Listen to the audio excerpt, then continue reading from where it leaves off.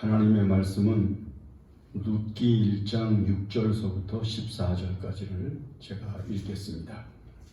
룻기 1장 6절부터 14절입니다. 그 여인이 모압 지방에서 여호와께서 자기 백성을 돌보사 그들에게 양식을 주셨다 함을 듣고 이에 두 며느리와 함께 일어나 모압 지방에서 돌아오려 하여 있던 곳에서 나오고 두 며느리도 그와 함께하여 유다 땅으로 돌아오려고 길을 가다가 나오미가 두 며느리에게 이르되 너희는 각기 너희 아버지의 집으로 돌아가라. 너희가 죽은 자들과 나를 선대한 것 같이 여호와께서 너희를 선대하시기를 원하며 여호와께서 너희에게 허락하사 각기 남편의 집에서 위로를 받게 하시기를 원하노라 하고 그들에게 입맞춤에 그들이 소리를 높여 울며 나오미에게 이르되 아니이다. 우리는 어머니와 함께 어머니의 백성에게로 돌아가겠나이다 하는지라. 나오미가 이르되 내 딸들아 돌아가라. 너희가 어찌 나와 함께 가려느냐. 내 대중에 너희의 남편들 아들들이 아직 있느냐. 내 딸들아 되돌아가라. 나는 늙었으니 남편을 두지 못할지라. 가령 내게 소망이 있다고 말한다든지 오늘 밤에 남편을 두 아들들을 낳는다 하더라도 너희가 어찌 그들이 자라기를 기다리겠으며 어찌 남편 없이 지내겠다고 결심하겠느냐.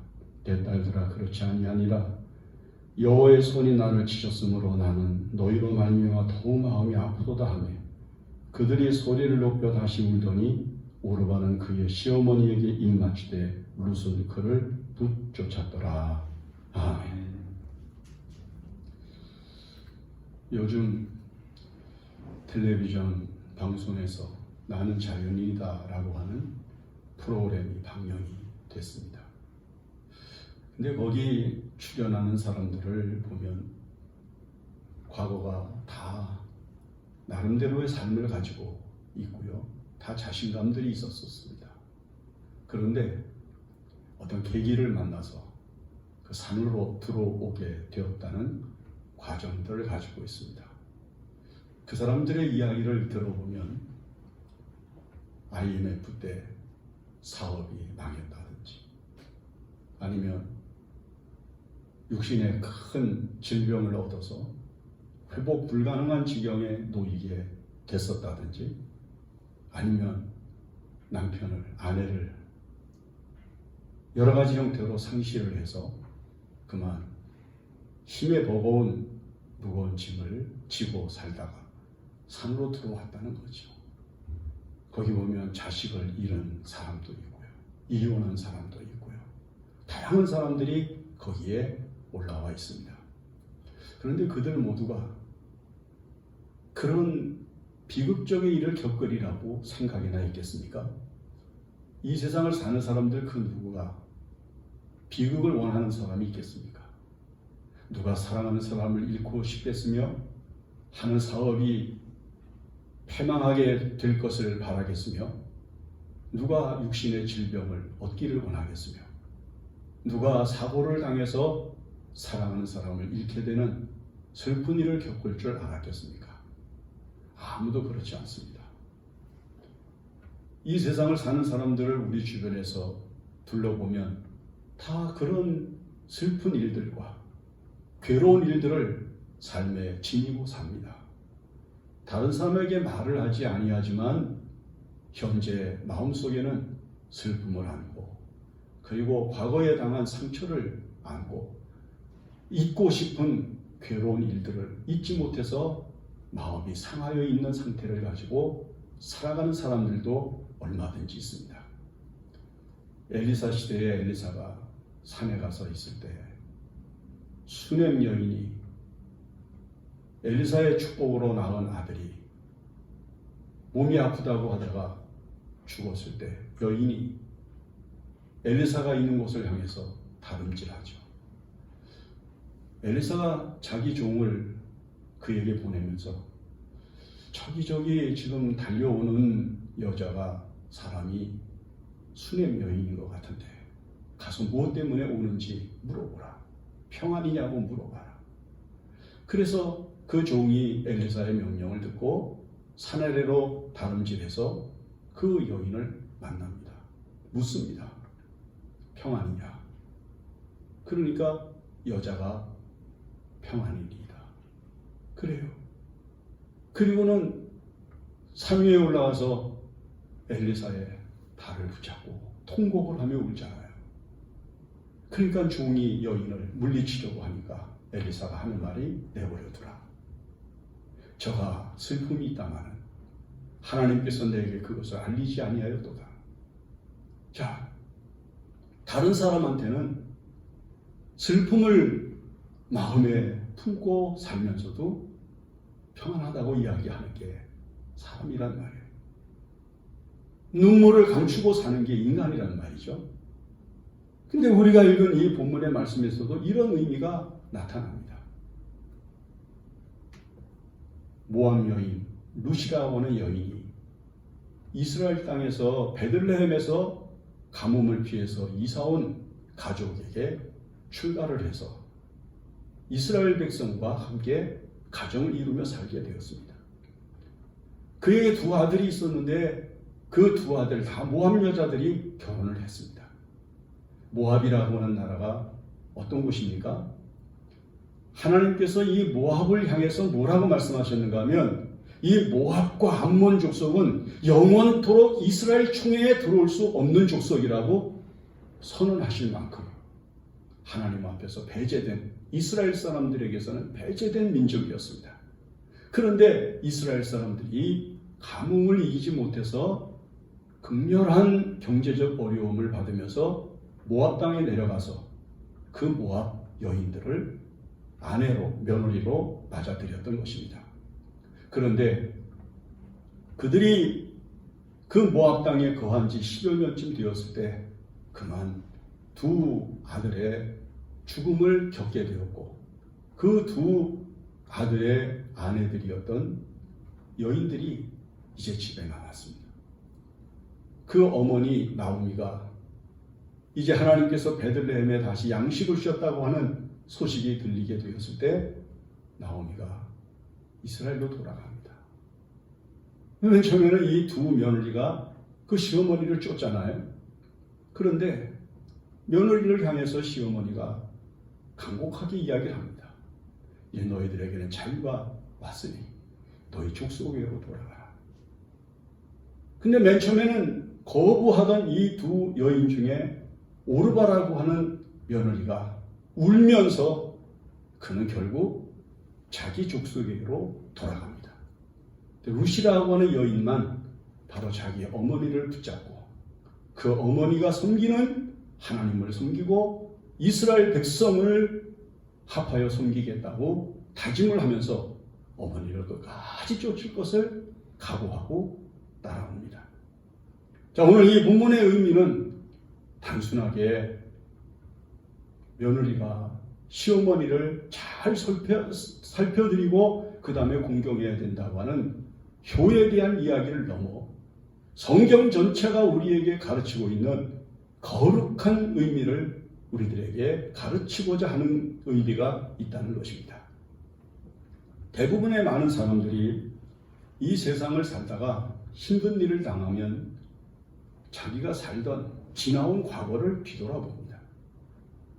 과거의 관습, 과거의 습관, 과거의 생활, 과거의 능력 이런 것들을 돌아보면서 사람들이 더 이상 앞으로 나아갈 길을 얻지 못하고 진보하지 못합니다.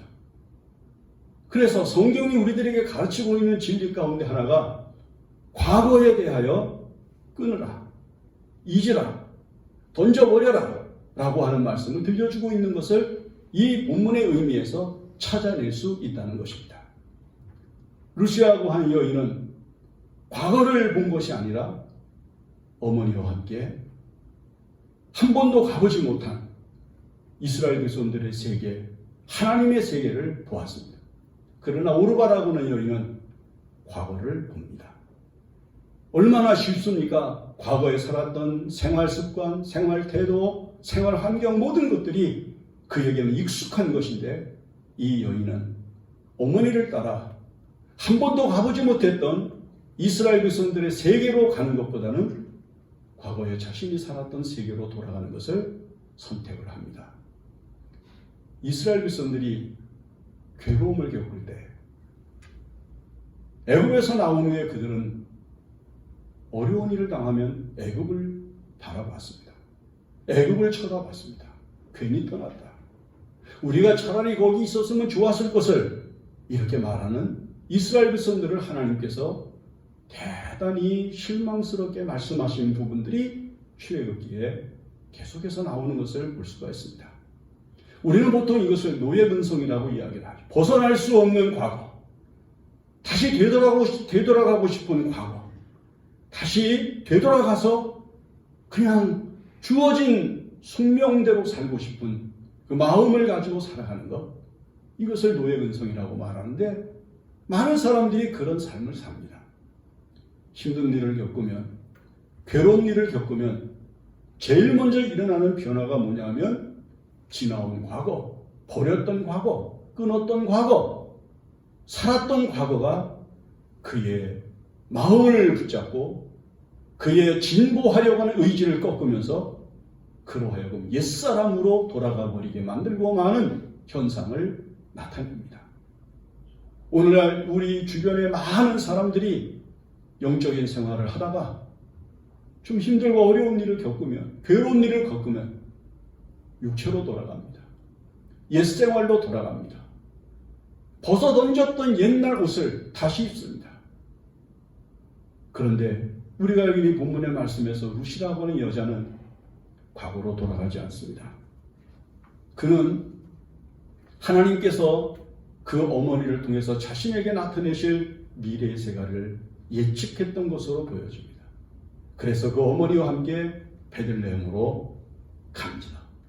그는 그 베들레헴에 한 번도 가본 적이 없었을 것이고 이스라엘 백성들의 생활 풍습은 그저 자기가 결혼해서 함께 살았던 그 가족들 몇 사람들이 사는 생활 외에는 아는 것이 없었을 것이지만은 그러나 이 여인은 자기의 옛생활로 돌아가는 것을 끊어버리고 베들레헴을 향해서 그 어머니와 함께 길을 시작합니다.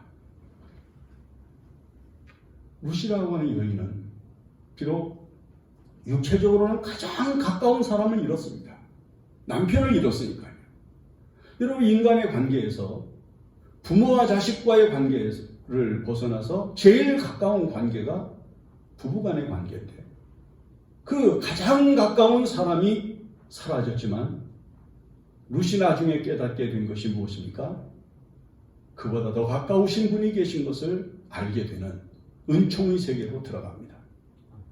가장 가까이 있다고 생각하고 가까이서 항상 자기와 함께 해줄 것이라고 믿었던 사람은 사라질 수 있지만 비록 눈에 보이지는 않았지만 자기와 함께 해주시는 전능하신 하나님은 자기가 무슨 일을 겪든지 어떤 상황에 놓이든지 자기를 버리지 아니하시고 함께 해주시는 분이라고 하는 사실을 알게 되는 은혜의 세계로 들어가게 되는 것입니다.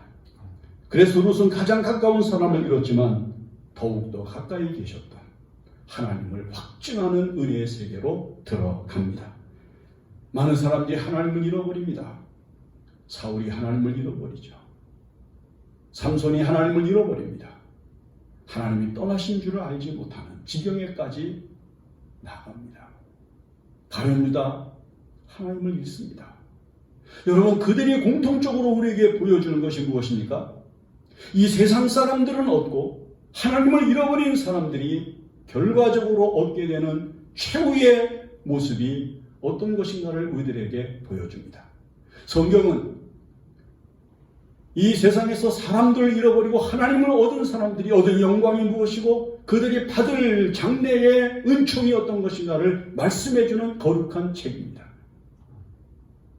손양원 목사님이 하신 말씀 가운데 기독교는 잘 살기 위한 종교가 아니라 잘 죽기 위한 종교다 라고 하는 말을 하신 것이 명언으로 남아있습니다.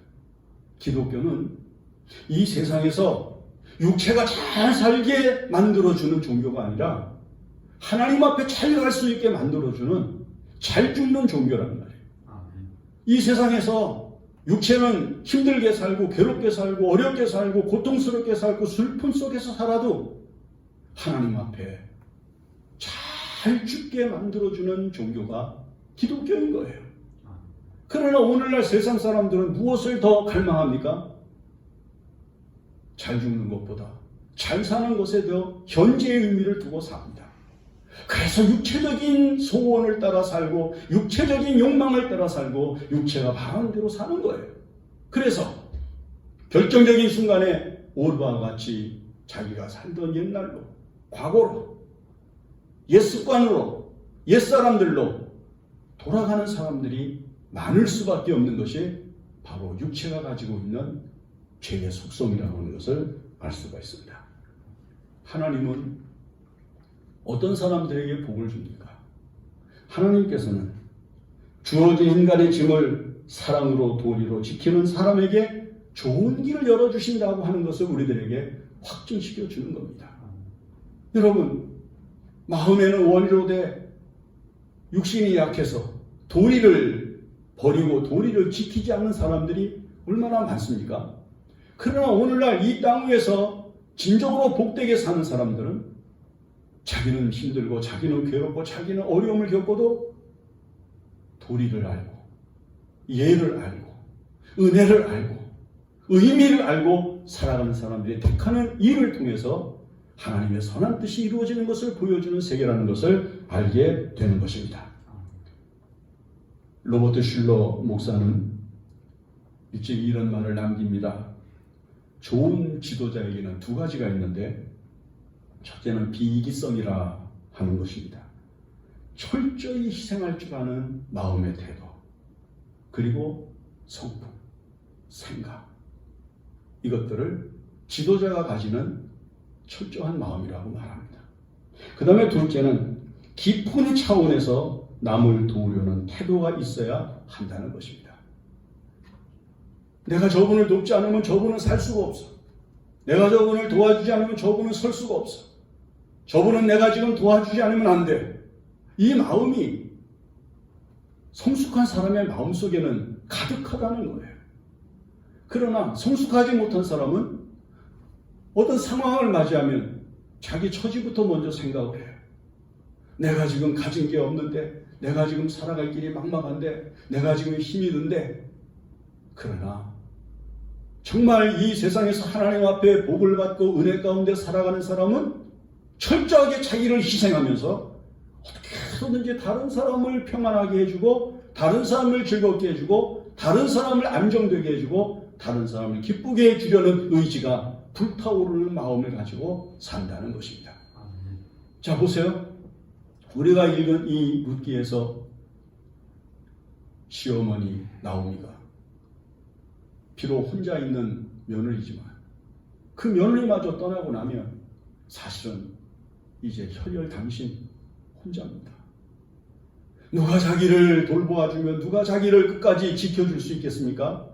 그럼에도 불구하고 이 어머니는 그 며느리의 더 큰 행복과 그리고 미래의 가치를 생각을 하면서 내 족속에로 돌아가서 좋은 남편 만나서 잘 살으라고 그렇게 애를 쓰고 있는 것을 볼 수 있어요. 그런데 여기 또 며느리를 보세요.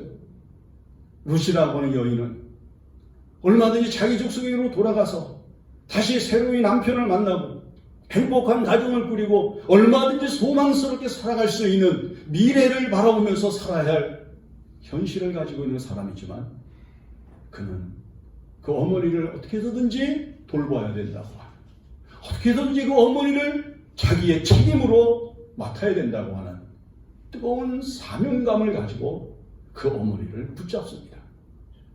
여기에 인간의 가치가 있는 거예요. 상대방을 어떻게 해서든지 내가 희생을 하면서라도 도와주고 그리고 그를 즐겁게 해주고 그를 행복하게 만들어줄 수 있어야 된다고 하는 뜨거운 일종의 사명감을 가지고 살아갈 줄 아는 것. 이것이 하나님 앞에 복된 것이고 하나님께서 끝낼 수 없는 현재의 자신을 향하신 은총이라고 하는 것을 이 룻을 통해서 우리들에게 보여주고 있는 것입니다. 룻이라고 하는 여인은 어머니를 생각을 해보면 이제 늙어서 이제는 아무 소망도 없는 여인입니다. 이방 여인입니다. 뭐 은을 책임진다고 하지 않아도 사람들이 욕할 수 없는 상황을 분명히 알고 있습니다. 그럼에도 불구하고 그는 이것을 무거운 짐으로 여기지 아니하고 자기에게 주어진 하늘의 뜻으로 이해를 하고 이것을 자기가 가져야 될 거룩한 인간의 도리로 분명하게 확인을 합니다. 그래서 그 어머니를 붙잡고 그 어머니를 따라갑니다. 여러분, 그 시어머니 나오미가 룻에게 하는 행동을 보십시오. 어떻게 해서든지 그를 행복하게 해주려, 어떻게 해서든지 그가 은혜롭고 평안하게 그리고 즐겁게 풍족하게 살아갈 수 있게 만들어 주려고 룻기 전장을 흘러내려가면서 그 어머니가 그 며느리를 정말 딸같이 여기면서 아름답게 만들어주는 과정을 읽어보면 여러분, 사람이 세상에서 자기를 희생하고 다른 사람에게 더 큰 가치를 부여하고 더 아름다운 삶을 만들어 주려고 하는 거룩한 가치가 얼마나 놀라운 것인가를 우리들에게 가르치고 있음을 본다는 것입니다. 시편 30편 말씀에 이렇게 이야기를 합니다. 4절과 5절에 보면 주의 성도들아 여호와를 찬송하라. 그의 거룩함을 기억하여 감사하라. 그의 노염은 잠깐이요 그의 은총은 평생이로다. 저녁에는 울음이 깃들일지라도 아침에는 기쁨이 오리로다. 주께서 나의 슬픔이 변하여 내게 춤이 되게 하시고 나의 베옷을 벗기고 기쁨으로 띄우셨나이다. 룻이라고 하는 여인이 베옷을 입은 여자입니다. 그런데 하나님께서는 그의 베옷을 벗기시고 그에게 즐거움의 띠를, 기쁨의 띠를 띄우셨다. 그의 슬픔이 변해서 춤이 되게 하셨다라고 하는 거룩한 말씀을 응하게 하셨습니다. 만약 우리가 이 세상을 살아가면서 현재의 슬픔을 넘어서 하나님을 향하여 기쁨의 노래를 부르고 춤을 추면서 살아갈 수 있는 은혜를 받기를 원한다면 어려운 일을 당했을 때, 괴로운 일을 겪을 때 절대 과거를, 옛사람을 생각하지 마십시오. 그리고 여러분들은 무조건 내 앞에 전개될 하나님께서 예비하신 세계를 믿음으로 바라보면서 인간의 도리를 다하며 자기가 해야 될 일에 대하여 책임감을 가지고 현재 어려운 모든 문제를 자기의 짐으로 여기며 살아갈 줄 아는 성숙한 마음을 가지게 되어야 합니다. 그러면 하나님은 반드시 슬픔이 변해서 춤이 되게 하시고 괴로움이 변해서 고통이 변해서 기쁨으로 띠를 띄우게 하시는 하나님의 은혜를 맛보게 될 줄 압니다. 믿음으로 사는 사람들의 승리는 자기에게서 일어나는 것이 아니라 하나님의 은혜에 의해서 일어납니다. 하나님께서 우리들에게 주시는 거룩한 마음과 하나님께서 우리에게 주시는 아름다운 생각과 하나님께서 우리에게 주시는 진보적인 가치를 바라볼 줄 아는 영적인 마음을 통해서 하나님께서는 우리 앞의 세계를 아름다운 새로운 세계로 열어주시는 것입니다.